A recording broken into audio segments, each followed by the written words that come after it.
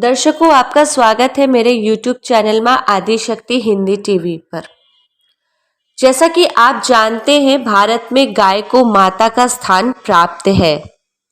पुराणों में भी गौ माता को साक्षात देव की संज्ञा दी गई है। माना जाता है कि कामधेनु यानी गाय का हर अंश मानव मात्र के लिए वरदान है। हर गृहस्थी की रसोई में पहली रोटी गौ माता के नाम से निकाली जानी चाहिए। सुख और दुख से जुड़ा कोई भी धार्मिक काम या फिर अनुष्ठान गौ माता का ग्रास निकाले बिना पूरा नहीं होता है।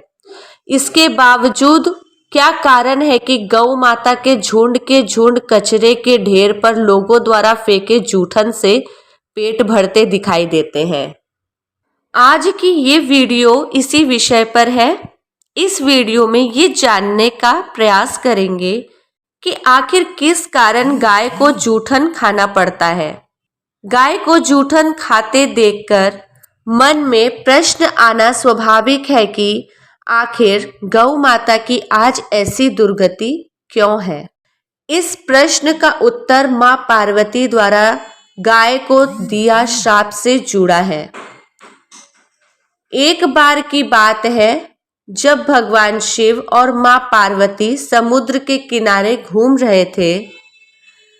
इस दौरान भगवान शिव के मन में एक शरारत सूझी और उन्होंने कहा कि देवी पार्वती, मुझे अचानक एक आवश्यक कार्य के लिए जाना पड़ रहा है।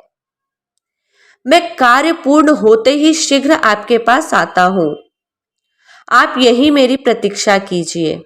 असल में भगवान शंकर माता पार्वती को परेशान करना चाहते थे। भगवान शिव की बात मानकर माता पार्वती अकेली ही समुद्र तट पर बैठकर उनकी प्रतीक्षा करने लगी। प्रतीक्षा करते करते शाम हो गई। उस दिन तीज की तिथि थी। जब रात तक शिवजी नहीं लौटे तो मां पार्वती ने समुद्र तट पर ही रेत की शिवलिंग का निर्माण किया और आसपास उपलब्ध पूजन सामग्री से शिवजी की रात भर निर्जल और निराहार उपासना की और व्रत संपन्न किया। भगवान शिव वहां सूक्ष्म रूप में पहले से ही विराजमान थे और वो सभी गतिविधियों को देख रहे थे। सुबह होते ही मां पार्वती से समुद्र में रेत की शिवलिंग और पूजन सामग्री को समुद्र में विसर्जित कर दिया। इसके थोड़ी ही देर बाद शिवजी प्रकट हो गए और बोले कि हे देवी पार्वती, कल तीज था पर आपने मेरी पूजा नहीं की। पार्वती जी ने कहा कि भगवान, मैंने आपकी पूजा की है और अभी अभी सारी पूजा की सामग्री विसर्जित की है। भगवान शिव अभी भी मां पार्वती के साथ ठिठोली करना चाहते थे और बोले कि हे पार्वती, मुझे तो पूजा का कोई चिन्ह नहीं दिखाई दे रहा है। अगर आपने पूजा की है तो उसका प्रमाण दीजिए।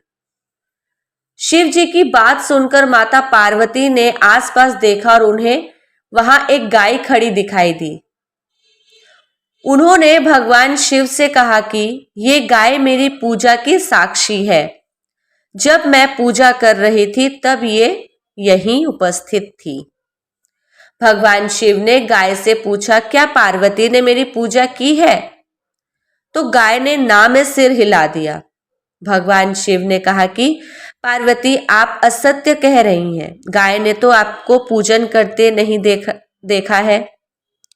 भगवान शिव के सामने स्वयं को अकारण झूठा साबित होना मां पार्वती जी को सहन नहीं हुआ और उन्होंने उसी वक्त गाय को श्राप दिया कि तू दिव्य जन्मा है, जगत कल्याण के लिए प्रकट हुई है, इसलिए जनहित के लिए तेरे गुण यथावत रहेंगे। किंतु जिस मुख से तुमने ये झूठी गवाही दी है उसे दंड भुगतना पड़ेगा। झूठ बोलने के कारण अब जूठन ही तेरा आहार होगा। लोगों द्वारा फेंके भोजन और कचरे को खाएगी। इस तरह झूठ बोलने से गौ माता पार्वती देवी के क्रोध की भागीदार बनी और आज तक उनकी संतान अच्छा भोजन प्राप्त होने के बावजूद भी जूठन ही खाती है।